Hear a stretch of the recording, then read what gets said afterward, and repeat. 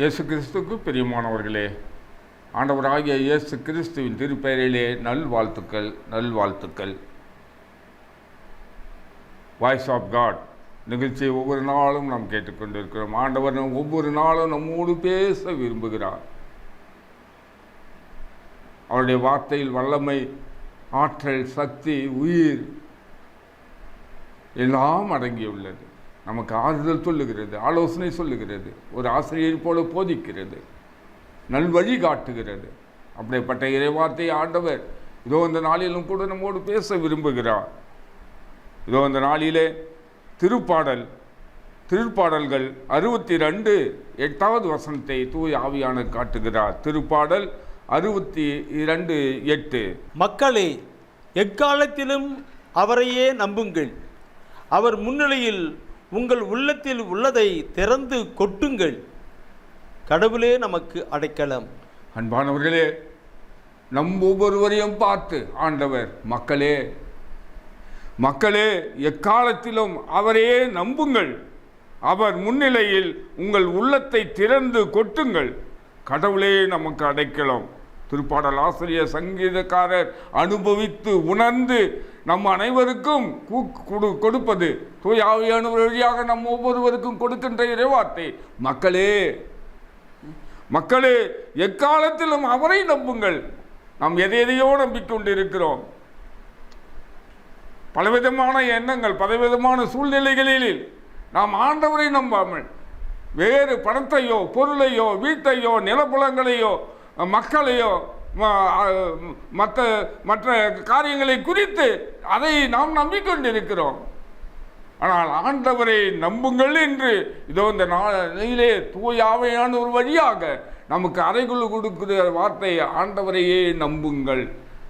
எக்காலத்திலும், எல்லாவற்றிலும், எல்லா செய்கைகளிலும், எல்லா வேலையிலும், நம்முடைய வாழ்க்கையிலே ஆண்டவரை நம்புங்கள், அவரையே நம்பியிருங்கள் என்று சொல்லி ஆண்டவர் இதோ இந்த நாளிலே நம்மோடு பேசுகிறார். அவர் முன்னிலையில் உங்கள் உள்ளத்தில் உள்ளதை திறந்து கொட்டுங்கள். நம் உள்ளத்தில் உள்ளதை திறந்து கொட்டுங்கள். நாம் கவலை, கண்ணீரோடு, எவ்வளவு பாரத்தோடு இருக்கிறோம். சில வேளைகளிலே சோர்ந்து போய் இருக்கிறோம். சில வேளைகளிலே சில பேர் தற்கொலைக்கு முயற்சி செய்து தற்கொலை கூட செய்து கொள்வது உண்டு. அன்பானவர்களே, உள்ளத்தில் உள்ளதை எங்கே கொட்டணும்? ஆண்டவரிடம் கொட்டுங்கள், ஆண்டவரிடம் கொடுக்கணும். ஜெபத்திலே நாம் ஜெபிக்கிற பொழுது ஆண்டவருடைய பாதத்திலே கண்ணீரோடு நம் உள்ளத்தில் இருக்கிறதெல்லாம் கொட்டணும். எல்லாத்தையும் சொல்லிடணும். கவலைப்படவே தேவை. ஒரு நண்பனை போல இருக்கிறவர், நண்பனிடம் பகிர்ந்து கொள்வது போல, ஒரு தாயிடம் நாம் சொல்வது போல, அம்மா என்று சொல்வது போல, ஒரு தந்தையிடம் நாம் எப்படி நாம் கேட்கிறோமோ, அதே போல நம் ஆண்டவராகிய கடவுளிடம், நம்மை படைத்த கடவுளிடம் நாம் நம் உள்ளத்தில் இருக்கிறதெல்லாம் கொட்டுகிற பொழுது ஆண்டவர் நமக்கு உற்ற துணையாய் இருக்கிறவராய், அவர்தான் நமக்கு அடைக்கலம் கொடுக்கிறவராய் இருக்கிறார். பணமோ, பொருளோ, சொத்தோ, சுகமோ எதுவுமே நமக்கு அடைக்கலம் கொடுப்பதில்லை. ஆண்டவராகிய கடவுள் ஒருவரே நமக்கு அடைக்கலமாய் இருக்கிறார். புலம்பலாகும் 2வது அதிகாரம் 19வது வசனத்திலே நாம் வாசிக்கிறோம். இரவில் முதல் சாமத்தில் குரல் எழுப்பு, உள்ளத்தில் உள்ளதை என் தலைவர் திருமுன் தண்ணீரை போல ஊற்றிவிடு. தண்ணீரை போல ஒரு கோலையிலையோ, ஒரு சொம்புலையோ, ஒரு குடத்திலேயோ தண்ணீர் இருந்தால் எல்லாத்தையும் ஊற்றும் போது உள்ளே எதுனா இருக்குமா? காலி குடம், வெறுமையான குடமாக இருக்கும். அதே போல் நம் உள்ளத்திலே மனபாரங்களை, கவலைகளை, கண்ணீர்களை வைத்து கொண்டு இருப்போமெனால் எல்லாம் நாம் சுமையாய் தான் இருக்கும். அதான் ஆண்டவராக இயேசுன்னு சொன்னார், சுமை சுமந்து சோர்ந்திருப்பீர்களே எல்லோரும் என்னிடம் வாருங்கள் என்று சொன்னார். அவரிடம் எப்படி வருவது?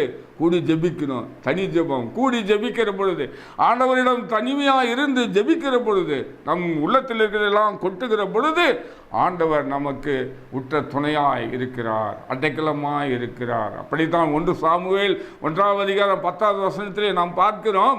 அண்ணா அழுதார், குழந்தை பாக்கியமே இல்லைன்னு சொல்லி எங்கே போய் கோயிலில் போய் அழுகிறார், கண்ணீரை விட்டு அழுகிறார். ஆண்டவரே, இப்படி ஆயிடுச்சே, எனக்கு குழந்தை பாக்கியத்தை தாரும் என்று சொல்லி அழுகிற பொழுது மனபாரத்தை அக்கம் பக்கம் சொல்றதெல்லாம் மனபாரமாக இருந்ததை கொண்டு போய் ஆலயத்திலே கொட்டுகிற பொழுது ஆண்டவர் அண்ணாவின் குரலை கேட்டார். அருமையான சாமுவேல் இறைவாக்கினரை பரிசாக குழந்தையாக ஆண்டவர் கொடுத்தார். அன்பானவர்களே, நமக்கு கவலையா, கண்ணீரா, துக்கமா, சோர்வா எல்லாம் ஆண்டவரிடம் நாம் கொட்டுகிற பொழுது, ஆண்டவரிடம் கொடுக்கிற பொழுது ஆண்டவர் நமக்கு அடைக்கலமாக இருக்கிறார். ஆண்டவர் அண்மையில் இருக்கிறார்.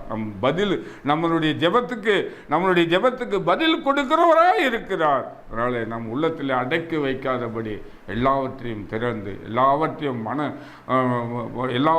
மனம் திறந்து ஆண்டவரிடம் கொடுப்போம், ஜெபிப்போம். அன்பான ஆண்டவரே, உம்மை நோக்கி ஜெபிக்கிறோம். ஆண்டவரே, எங்கள் உள்ளத்திலே எத்தனையோ கவலைகள், கண்ணீர்கள் இருக்கிற பொழுது ஆண்டவரே உம்மிடம் கேட்கிற பொழுது அனைத்தையும் ஆண்டவரே நீ கொடுத்து எங்களுக்கு ஆதரவு அளிப்பதற்காக உமக்கு நன்றி செலுத்துகிறோம். எங்கள் அருமையேசுவின் அற்புத பெயரிலே ஜெபிக்கிறோம் நல்ல தந்தையே. ஆமேன், ஆமேன், ஆமேன்.